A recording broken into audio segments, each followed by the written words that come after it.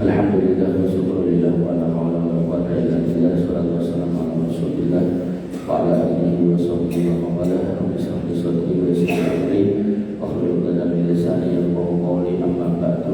Bapak Ibu yang dirahmati Allah, alhamdulillah kita bisa jumeneng di rumah di antara rumah-rumah Allah, melanjutkan perjuangan kita sebagai seorang hamba beribadah menyembahnya dalam rangkaian sholat berjamaah yang kemudian menguatkan ketakwaan kita di atas ilmu dengan majelis ilmu, mobil khusus kalau Sabtu malam pada Isya tentang akidah. Dan ini rotok longgar karena jam 7 sudah selesai sholat Isya. Maka kembali kepada pembahasan yang terakhir, bahwasanya seorang muslim harus mengenal Allah, harus mengenal agamanya dan mengenal nabinya. Pada pembahasan yang lalu kita sudah sampaikan bahwasanya Allah meminta untuk disebut, dipanggil dengan namanya, yaitu Allah. Innani ana Allah, sesungguhnya aku itu Allah, la ilaha illa ana, tidak ada ilah yang berhak disembah selain aku. Maka kita setiap hari mengucapkan alhamdulillahi rabbil alamin. Allah itu adalah Rabb kita, sehingga kata Rabb itu lebih luas daripada sekedar diterjemahkan dengan Tuhan. Karena Rabb itu meliputi yang menciptakan, yang menguasai, yang memiliki, yang menghidupkan, yang mematikan, yang memberi rezeki, yang memelihara. Sedangkan Tuhan itu terkadang di agama tertentu itu dipecah jadi 3. Yang menciptakan nanti ada sendiri, yang memelihara ada sendiri, bahkan yang memusnahkan ada sendiri.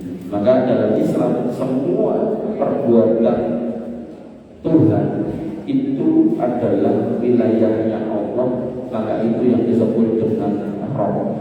Sehingga seorang muslim harus memposisikan Allah sebagai satu-satunya Rabb. Sehingga ketika kita memahami Allah itu sebagai Rabb, alhamdulillahirabbil alamin, maka semua hal yang menjadi kuasa Tuhan, kuasa Rabb, kuasa Allah itu tercakup dalam kata Rabb, dan itu adalah kuasa Allah Subhanahu wa taala. Makanya kemudian kita sudah bahas kalau Allah menyatakan kalau Allah yang menciptakan kita, kemudian Allah juga yang membentuk kita di dalam rahim ibu kita sehingga kita berbeda satu sama lain. Kemudian Allah juga yang membentuk semua makhluknya, baik itu tumbuhan maupun binatang. Dan Allah mengklaim juga menciptakan semua alam semesta, dan Allah mengklaim juga memberikan rezeki pada semuanya. Kemudian Allah memeliharanya, kemudian Allah menjadikan semua urusan makhluk itu menjadi kepemilikan yang menjadi haknya Allah. Jadi apapun itu sudah disebutkan satu persatu, sudah diklaim oleh Allah. Yang menciptakan manusia ya Allah, tanaman Allah, binatang Allah, kemudian bulan bintang Allah, matahari Allah, kemudian yang membuat kita berbeda-beda ya Allah, yang menghidupkan, mematikan semua Allah. Ini kita sudah bahas satu sampaikan satu persatu. Bapak Ibu dirahmati oleh Allah Subhanahu wa taala. Lalu kita masuk di pembahasan berikutnya, masih dalam rangkaian mengenal Allah, yaitu kita harus mengesahkan Allah dalam penyembahannya. Jadi kalau yang pertama mengenal Allah sebagai Rabb, maka kita letakkan semua perbuatan ketuhanan itu hanya kepada Allah. Maka di pembahasan berikutnya dalam rangkaian mengenal Allah, yaitu mengenal Allah sebagai ilah. Ilah itu berarti yang disembah. Makanya kita berikrar la ilaha illallah. Di situ kita menyebut Allah itu sebagai al-ilah, yang disembah. Orang lain menyembah yang lain, kita mengakui mereka menyembah itu. Ini kita tidak membenarkan, makanya kita tidak menetapkan sesembahan kecuali hanya kepada Allah. Makanya la ilaha illallah itu dibagi 2. Itu rukunnya itu ada 2. La ilaha itu an-nafyu, kita tolak sesembahan selain Allah. Illallah kita tetapkan yang disembah ya cuma Allah. Makanya nanti kalau ada orang yang berikrar la ilaha illallah tapi boleh rezeki nang dukun, datang ke dukun nyari pesugihan, maka ilahnya ini dipertanyakan. Ketika ikrarmu hanya Allah sebagai ilah, kok kamu tahu yang memberikan rezeki itu cuma Allah, kenapa kok kamu harus tunduk pada seorang dukun? Begitu pula ketika dia tahu yang menurunkan hujan itu Allah, kenapa kok meminta hujan gak turun, datang ke dukun lagi? Maka yang seperti ini kemudian jatuh pada wilayah kesyirikan. Dia ketika ditanya siapa yang menciptakan langit bumi, ayaqulun Allah, mereka mengatakan Allah, tapi afala tattaqun, kenapa kamu gak bertakwa? Ternyata dia ketika ada masalah larinya ke dukun, berbuatlah dia kesyirikan. Maka Bapak Ibu dirahmati oleh Allah, orang yang berbuat kesyirikan itu terkadang tahu kalau Tuhan itu Allah, tapi dia tidak menghayati kalau ilah itu ya hanya satu-satunya Allah. Makanya pentingnya mengenal dan membedakan Rabb dan ilah, agar kemudian dengan faham kalau yang namanya ilah itu kita tetapkan Allah, berarti kita tidak boleh kemudian punya rasa harap, takut, doa, minta istighosah kepada selain Allah. Makanya nanti ada, saya pernah lihat itu satu perempatan, nggak tahu saya sudah cerita di sini apa belum. Itu perempatan itu jomblo, jadi ada selokan yang melintas. Karena mungkin sering dilewati truk gede di dekat Monumen sana itu jeblok tengah sementen ini lah kira-kira setengah meja. Nah, niku akhirnya menyebabkan orang yang lewat situ jatuh karena lewat situ. Nah, maka ketika kita mau berpikir secara rasional dengan baik dan benar, dengan metode ilmiah yang benar, dan orang-orang kecamatan kan tinggal ditutup kalau itu jadi. Tapi datanglah orang-orang yang tidak rasional, bentra kecelakaan bukannya ditutup, bukannya diuruk, tapi digolek kembang, disawur kita ini. Maka Bapak Ibu yang dirahmati oleh Allah Subhanahu Wa Taala, inilah yang kemudian menjadi pertanyaan. Afala tattaqun? Ketika kamu sudah menyatakan ilahmu itu Allah, kamu menyatakan yang menciptakan langit bumi itu Allah, kenapa kok ketika ada kondisi seperti itu tidak dikembang? Harusnya kan tinggal ditutup rampung kan gitu. Di sosok yang dikandui gedang itu disalah, masih mencegah kecelakaan karena tidak menyelesaikan masalah gitu. Malah nambah masalah, karena memang gedangnya kan orang malah berhenti di situ tahu. Makanya berbahagia dirahmati oleh Allah Subhanahu Wa Taala. Tentang uluhiyah ini Allah kemudian meminta semua makhluknya tunduk hanya kepada Allah. Nah karena kita makhluk Allah ya kita harus tunduk. Allah menyebutkan pada Quran surat Al-A'raf ayat 54, Inna rabbakumullahu alladzi khalaqas samawati wal arda fi sittati ayyam tsumma istawa 'alal 'arsy. Sesungguhnya Rabb kalian itu adalah Allah yang menciptakan langit dan bumi dalam 6 masa, 6 waktu, dan kemudian beristiwa di atas ars. Yuksil laila wan nahar, yuksil lailan nahar, yang kemudian Allah menutup malam dengan siang, mengundang gantinya. Yadlubuhu hasisa, dan senantiasa melakukan itu dengan cepat. Wasyamsa wal qamar, dan matahari dan bulan wan nujum, dan bintang-bintang musakhkharatin bi amri, semua menjalankan proses edarnya, berkeliling, berotasi, revolusi atas perintah Allah. Ala lahul khalq wal amr, ketahuilah bahwasanya yang menciptakan yang dan memerintah itu hanyalah kuasa Allah. Tabarakallahu rabbul alamin. Maksudnya Allah Rabb semesta alam. Di sini Allah menyebutkan musakhkharatin bi amri, bintang, bulan, matahari, siang, malam, semuanya tunduk dan patuh kepada Allah.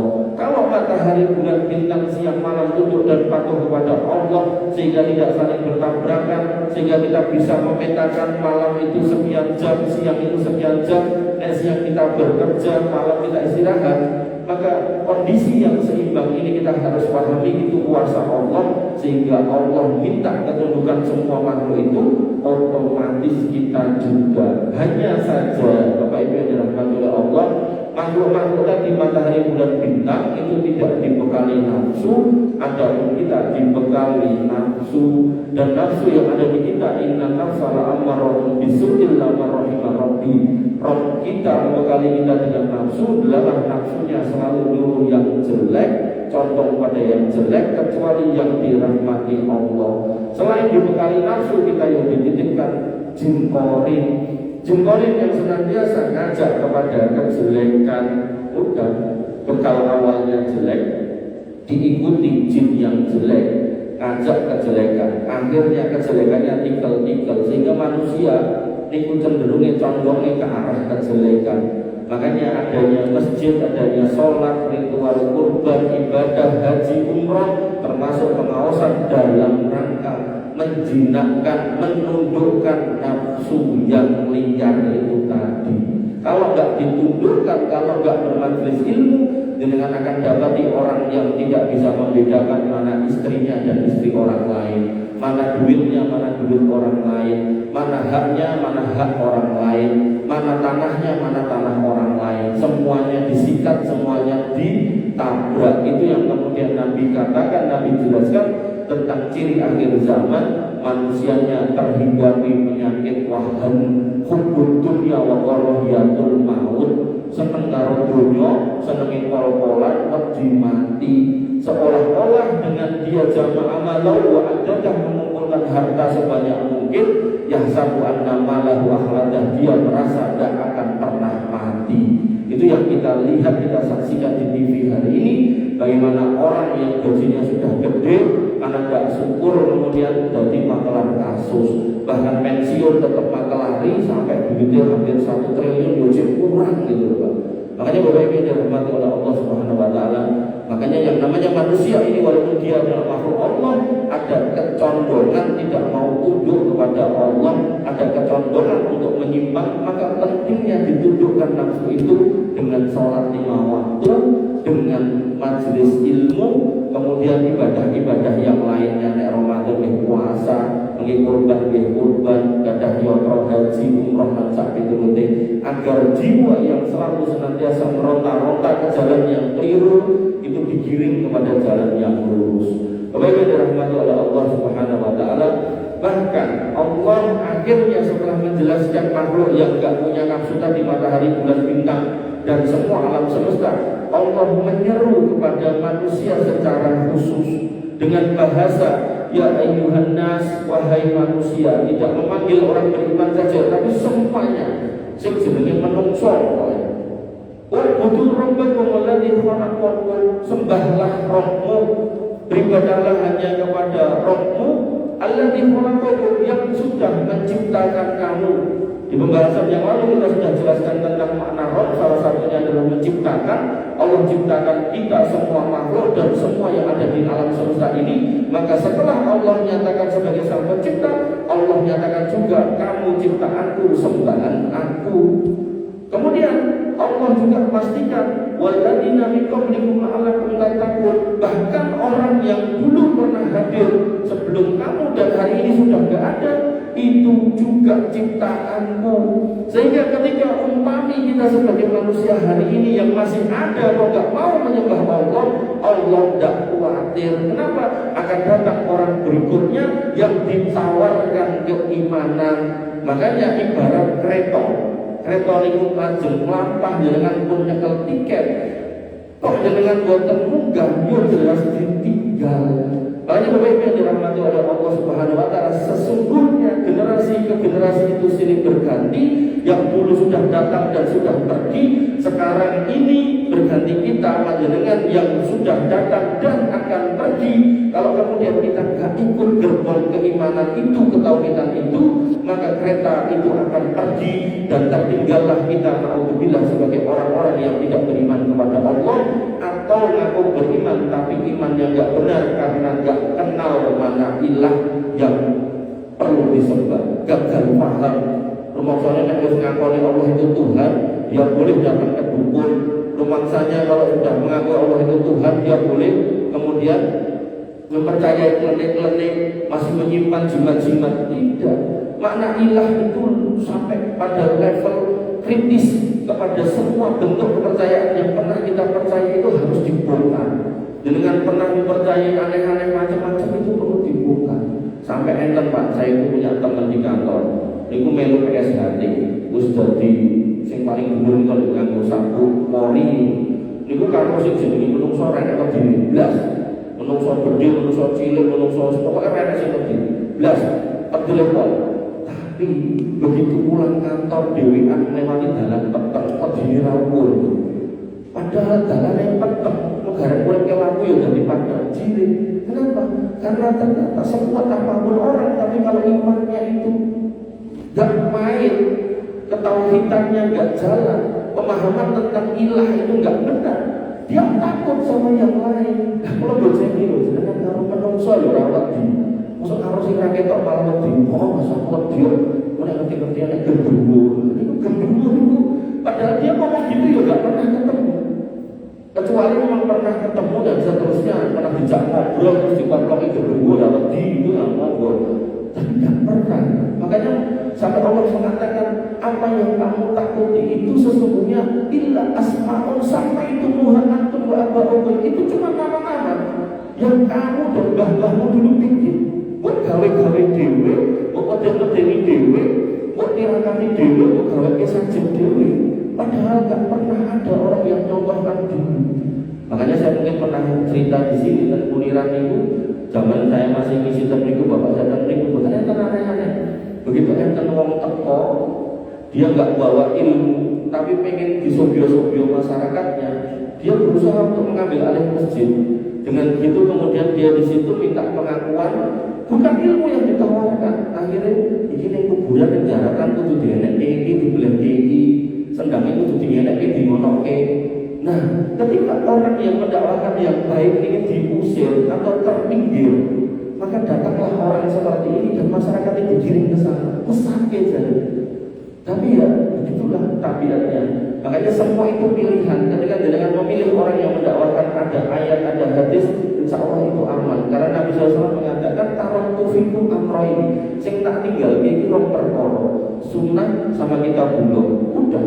Bukan kemudian ritual aneh-aneh, kegiatan aneh-aneh, acara aneh-aneh.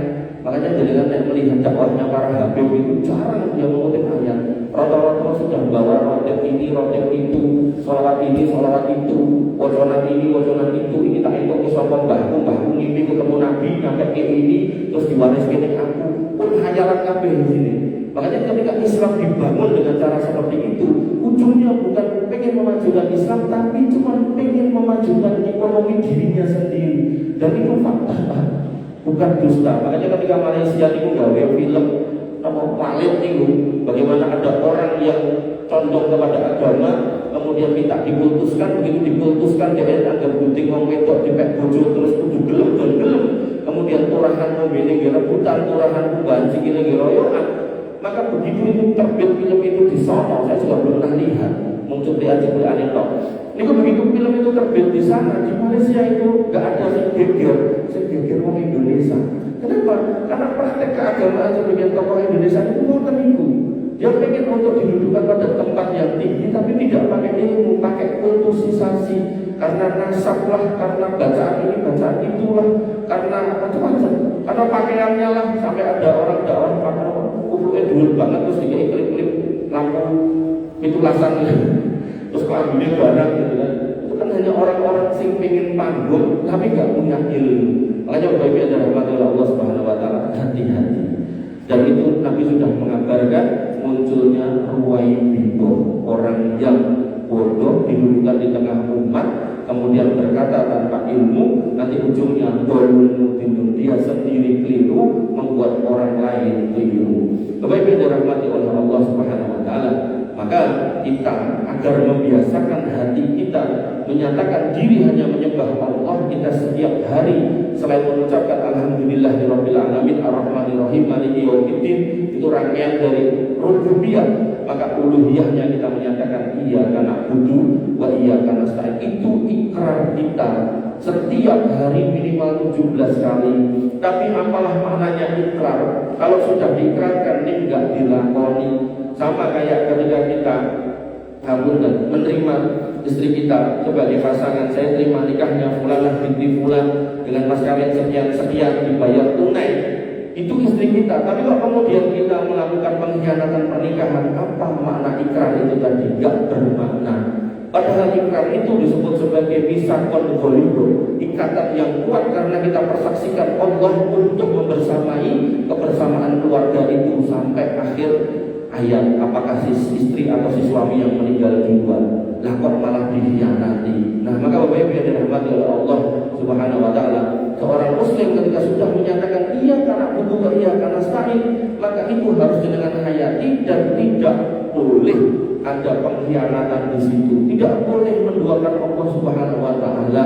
Makanya orang-orang yang menduakan itu disebut musyrik.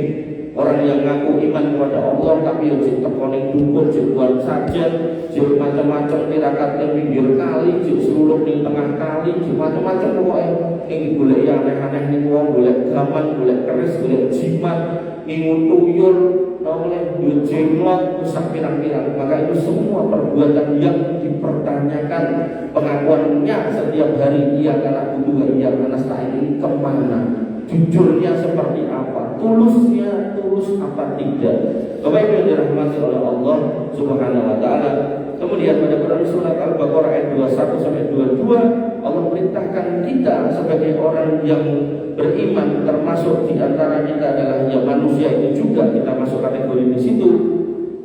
Allah menyebutkan bahwasanya ya ayyuhan nas ubudu rabbakum alladzi khalaqakum wal ladzina min qablikum la'allakum tattaqun, dan sudah alladzi ja'ala lakumul arda firasyan was samaa'a binaa'a wa anzala minas samaa'i maa'an fa akhraja bihi minas samarati rizqan lakum fala taj'alu lillahi andada wa antum ta'lamun.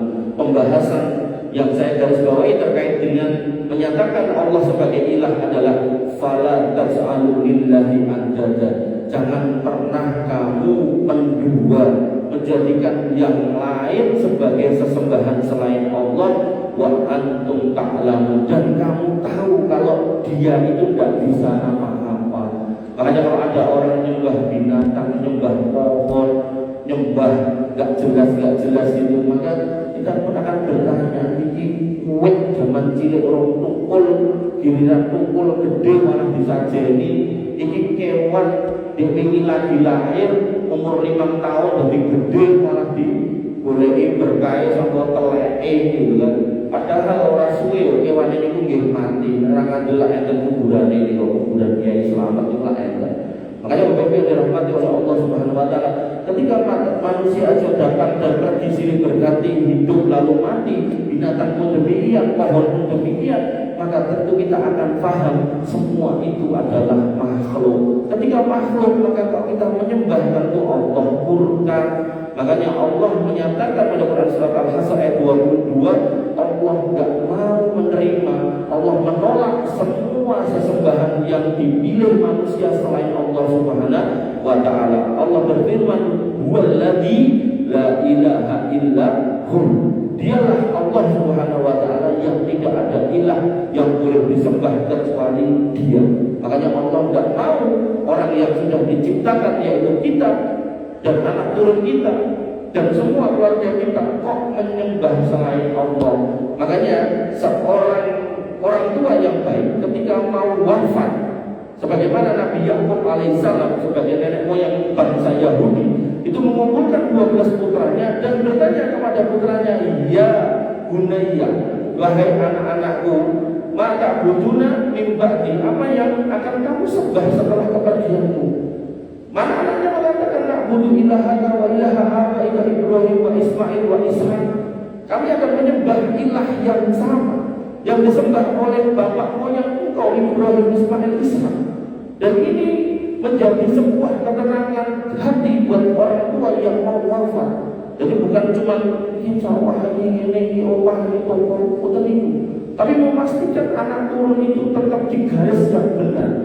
Makanya saya itu kalau diundang itu acara halal bihalal terahbani atau apalah istilahnya itu saya senang. Saya kadang iseng-iseng tekok sama sesepuhnya. Ini penonton saya pikir ganti agama jangan mas, alhamdulillah senang saya. Maka ketika itu dikumpulkan, misalnya ini mbah buyut, ini mbah buyut ini aku yakin mbah buyut senyum. Anak itu kumpul terus orang kabeh ini paling foto, reaksi muslim, reaksi kafir. Makanya Bapak Ibu dirahmati oleh Allah, keluarga yang kemudian mampu membersamai orang tuanya di atas keimanan ini nanti yang kemudian dikumpulkan di surga. Makanya ampun berharap ketika ada yang menyimpang dari jalan yang benar, menyembah yang lain, maka kemudian dengan berharap kok ketemu di surga, yang tidak mungkin. Seorang istri akan dipertemukan dengan suaminya yang terakhir dengan syarat dua-duanya di atas keimanan yang sama. Seorang suami akan dipertemukan dengan istrinya lagi yang belum pernah bersama di dunia dengan syarat di atas keimanan yang sama. Kalau beda, tidak mungkin ketemu. Bapak Ibu yang dirahmati oleh Allah Subhanahu wa Ta'ala, dan Allah juga menegaskan bahwasanya Allah itu tidak berbilang. Makanya ketika ada yang berkata tiga tapi satu, satu tapi tiga, yang menciptakan ini, yang memelihara itu, yang memusnahkan itu, atau nanti ada yang berkata Allah itu di langit, nanti kalau dalam bentuk dalam bentuk firman itu adalah Roh Kudus, nanti kalau ke bawah itu namanya anak.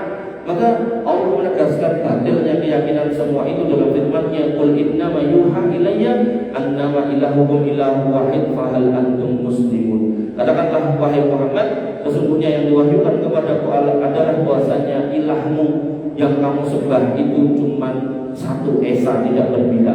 Maka fahal antum muslimun, apakah benar-benar kamu itu jadi orang Islam? Maka Allah bertanya, ini majas retorika yang dikembalikan kepada kita. Nek kamu ngaku Islam, benarkah kamu sudah menjadikan Allah satu-satunya ilah? Kalau ada masalah kamu lari kemana? Ke Allah atau ke dukun? Kalau ke Allah berarti kamu orang Islam. Kalau ke dukun kamu orang Muslim. Atau jangan-jangan malah jadi dukun, itu Muslim. Makanya Bapak Ibu yang dirahmati oleh Allah Subhanahu wa Ta'ala, saya ada teman lulus aneh-aneh kayak baca Quran. Niku ngomong, aku duwe guru Mas. Pripun? Guru kula niki Mas, iso ngedeke jabale wong mati pun melok tenan. Carane pripun? Enten mungkin tirakate nyepak ini ngoten. Kula mau nyadari dukun berarti. Dari awal dia sudah menyatakan bisa menghentikan, mengganti, geser, memaju, memundurkan jabal kematian, itu sudah salah banget. Kemudian yang kedua ada cara-caranya, itu pun jelas. Tapi yang terjadi apa Bapak Ibu yang dirahmati Allah? Jabal dia mati aja dia nggak ngerti. Bukti nih saat ini pun mati. Makanya nanti dalam bab Dajjal itu sebenarnya cuma manusia biasa. Delalah memang Allah pilih untuk membawa fitnah. Dan fitnahnya itu dia nggak menyadari juga kalau dia itu sumber fitnah. Sampai dia itu ngomong udah mandek wanita tangi. Nek dukun-dukun itu kan mau kebejar. Nek niki awalnya nyoba-nyoba dibaleni bolak-balik terus jadi sesuai yang dia omongkan. Akhirnya dia merasa tanpa sadar, dia merasa yang awalnya dia minta diaku sebagai nabi, terakhirnya dia minta diaku sebagai Tuhan. Kenyembah. Sampai akhirnya ketemulah dengan seorang laki-laki yang solih, yang sering ngaji, sering pengawasan. Di antara materi yang dia pelajari, bahwasanya Dajjal itu akan ketemu dengan seorang pemuda, terus dipateni, diuripke, terus ditekoi, aku Tuhanmu sing mau mateni kowe, terus tak uripke sembahan aku. Nah, pemuda yang solih ini begitu mendengar Dajjal datang, malah digoleki wong liya mlayu, dene goleki. Dan dari pertemuan ini Dajjal kemudian mengatakan kepada pengikutnya, hei pengikutku kabeh, iki enek menungso, nek tak pateni tak uripke, nek urip kowe iman ora. Maka begitu mengatakan nggih, maka dieksekusi. Begitu kemudian mati, dibelah dua, dihidupkan lagi. Begitu hidup dikatakan, "Lho Mas, kowe mau urip tak pateni, saiki tak uripke meneh. Berarti aku Tuhanmu, sembahan aku." Maka orang ini mengatakan, saya tidak pernah lebih yakin melebihi hari ini nek kamu itu Dajjal. Kenapa? Karena memang benar kamu itu bisa murka aku dari kematianku, tapi kamu sendiri gak bisa menyembuhkan matamu yang buta satu itu. Ini menunjukkan bahwasanya sehebat apapun manusia, kalau masih ada kekurangan, kelemahan, maka itu hakikatnya adalah makhluk. Makanya dalam bab ketuhanan Isa Al-Masih, Allah membantah dengan kalimat yang ringan, yang simpel. Apa kata Allah? Karena yang mulai to'am, dua orang itu, anak dan ibunya itu makan makanan. Kalau sudah makan, berarti ada kebutuhan dia kepada makanan. Begitu butuh, nek telat makan, kue, kokean, makan, marah, nek marah ke kokean, akhirnya ke WC. Nek kemudian salah makan, diare, ini kan tabiat manusia. Bahkan nanti dalam ayat yang lain dia pun sedih, dia nangis, dia minta, dia berdoa, dia memohon. Bahkan di tiang salib pun dia mengatakan, Eli, Eli lima sabartani, Tuhanku, Tuhanku, mengapa engkau pergi meninggalkanku? Ini menunjukkan kebutuhan dia kepada sosok Tuhan, sehingga dia bukan Tuhan dan gak akan pernah menjadi Tuhan. Makanya Bapak Ibu yang dirahmati oleh Allah Subhanahu wa Ta'ala, ini akidah. Bagaimana kemudian memahami Allah sebagai Rabb?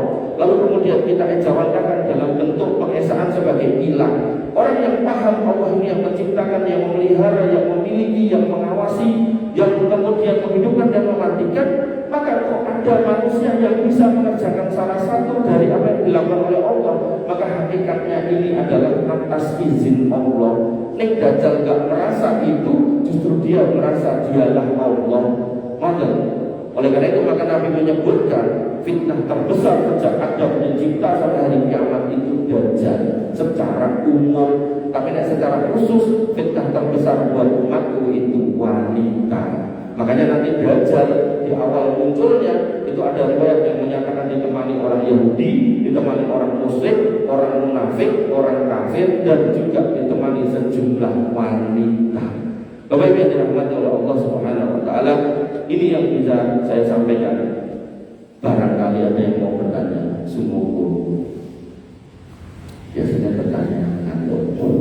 Anda bosan anda bingung mas ngecek apa? Ngecek kalau bahas korban ya ini bosan kata itu. Bapak Ibu yang dirahmati oleh Allah Subhanahu wa taala, ini bosan anda pulau tutuke ini. Makanya ketika Allah menyebut masjid, Allah menyebutnya sebagai milik Allah. Masjid itu Allah menyatakan wa annal masajida lillah. Masjid kuwi duwe Allah. Karena duwe Allah, maka ini pendapat saya, jangan pernah masjid itu ditancepi plam ormas. Begitu dengan tancepi plam ormas, maka orang yang tidak satu ormas itu dia akan mulai malas ke masjid itu. Betul. Satu. Yang kedua, masjid itu ketika dibahasakan wa annal masajida lillah, milik Allah, maka masjid itu tidak pernah lagi milik pribadi. Sehingga ketika ini adalah wakaf si A, si B, si C, maka sudah tidak bisa dikatakan kuwi masjidku. Beda sama rumah. Nah, rumah itu milik pribadi. Makanya saran saya, dan ini juga amanat dari DMI Dewan Masjid Pusat. Jadi saya melihat terus LP2A sudah dihapus, terus minta untuk dikonversi ke DMI. Nah, DMI mengamanatkan dari pusat yang ketuanya Pak Yusuf Kala, itu semua masjid tolong disertifikatkan. Karena kadang sesepuhnya yang wakaf itu orang solih, sok-sok putune itu rada melincong sidik gitu.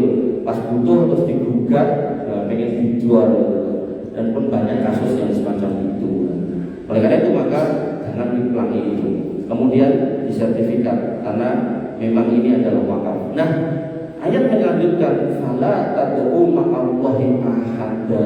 Ketika di dalamnya ini adalah rumah Allah, maka jangan pernah agungkan kecuali nama Allah. Disinilah orang Syiah gagal, disinilah orang Sufi gagal. Orang Syiah dan orang Sufi senang sekali dengan kuburan. Makanya masjid-masjid mereka dibikin ada kuburannya, apakah di depan mihrab, apakah di belakang. Nek wong Sufi ning ngarep, nek wong Syiah ning mburi. Sehingga kalau orang Sufi itu ketika kemudian sholat beribadah, dia merasa makin mantap karena ada makam orang yang dihormati di depan. Bahkan parah lagi sebagian Habib itu peninggi dua niki dikai foto ning bae. Jadi begitu ajeng sholat ngangkat takbir Allahu Akbar, dia melihat dulu ke arah mbahnya. Terus setelah ada video yang tadi, wah macam apa orang tadi mulai ke Allahu Akbar. Ini wong Sufi. Nek wong Syiah itu berani tengguri. Jadi begitu rampung, assalamualaikum, assalamualaikum, dia misalnya ini berarti ngulon, dia langsung putar badan kita. Karena dia meyakini nggak akan nyampe doanya, nggak akan nyampe hajatnya, nggak akan selesai masalahnya kalau nggak lewat yang dimakamkan itu. Nah, ketika ini nasihat ini sampai kepada mereka, mereka pun ngeles, makamnya Nabi ning jerone Masjid Nabawi. Bapak Ibu yang dirahmati oleh Allah Subhanahu wa taala, ini harus dikelirkan bahwasanya dulu Masjid Nabawi ini uniki hal. Rumah Nabi ini kota sebelah niki. Sehingga nanti ada riwayat Nabi itu iktikaf gak pulang, tapi kemudian ada pintu kecil yang kemudian dibuka oleh Ibunda Aisyah digunakan untuk menyisir rambut Nabi Shallallahu Alaihi Wasallam. Benar-benar nemplek kelet gitu kan. Maka begitu kemudian beliau wafat, diputuskan untuk dimakamkan di dalam rumah ini untuk menghindari pengkultusan. Sehingga pemakaman Nabi tidak pernah masuk ke dalam masjid, di rumah Ibunda Aisyah, di luar masjid. Nah, seiring berjalannya waktu, kaum muslimin jadi tambah banyak, dilebarkan ke sana. Begitu kemudian masih kurang, mau nggak mau ke sini. Begitu ke sini para ulama berdiskusi perlu dipindah apa tidak. Dalam rangka menghormati, mengagungkan Nabi SAW, maka termasuk bentuk penghormatan kaum muslimin itu sejak dia di kandungan, dilahirkan sampai wafat itu harus dihormati. Makanya makam teng niku tambah luas, boten pernah digusur, sing digusur niku malah hotel. Maka Nabi SAW sebagai orang paling mulia, para ulamanya sepakat untuk tidak memindahnya. Makanya ada yang menyatakan terusnya dulu mau dipindah, mau digeser, mau dipripun, kemudian ada ulama Indonesia yang melarang. Saya nggak meyakini ceritanya seperti itu, wallahu alam. Karena saya melihat ulama Saudi itu lebih takut daripada ulama-ulama pada umumnya, karena mereka pasti juga berpikir ngapain saya harus pindah ini, memakam sing biasa aja. Niku nek perlu tambahan tempat, niku hotelnya dibruke, mosok ini makam Nabi Mehdi geser. Saya nggak meyakini seperti itu. Makanya makam Nabi masih di situ, lalu terjadilah perluasan. Nah, para ulamanya merumuskan ini perlu dipagari lagi dalam rangka untuk memisahkan masjid dan makam. Makanya makam ini sudah ada pagar-pagarnya, dan pagar-pagarnya ini dinilai sebagai sutroh yang menghalangi makam dengan orang-orang yang sujud di belakangnya atau di sampingnya atau di sana. Nah, sehingga makam ini sebenarnya nggak pernah masuk dalam masjid. Hanya saja memang terlingkupi masjid karena keadaan, bukan karena diinginkan kayak gitu, bukan, karena keadaan. Hanya saja sebagian orang-orang dari Sufi dan Syiah itu kemudian berlindung dengan kondisi ini, kemudian membuat berarti masjid ben tambah khusyuk, tambah khidmat, ngarepe dikei kuburan, atau belakangnya dikei kuburan, atau sebelah kanan atau kiri nih poro-poro sesepuh yang menjadi muasisnya sudah cepatkan, disiapkan lubang-lubang atau tempat-tempat yang nanti dijadikan kuburan. Makanya saya temukan kalau nggak di depan, di belakang, di samping, kiri, kanan. Nah, alhamdulillah dengan jaratannya menipol. Jadi namanya ini omah loh, membuatkan kuburan pun aman, dan yang nonton ini yang aman. Makanya Bapak Ibu yang dirahmati oleh Allah Subhanahu Wa Taala, Allah menyatakan sekali lagi wa annal masajidalillah, masjid kuwi duweku, punya Allah, bukan klaim orang per orang atau kelompok tertentu. Fala tad'u ma'allahi ahada, jangan menyebut nama Allah di dalamnya kemudian kok sebut juga, mengagungkan juga nama yang lain. Maka yang bisa saya sampaikan, kurang lebihnya saya mohon maaf. Intinya tauhid rububiyah, tauhid uluhiyah. Insya Allah kita lanjutkan tentang asma wa sifat di pertemuan yang akan datang. Mungkin ini yang bisa saya sampaikan. Kurang lebihnya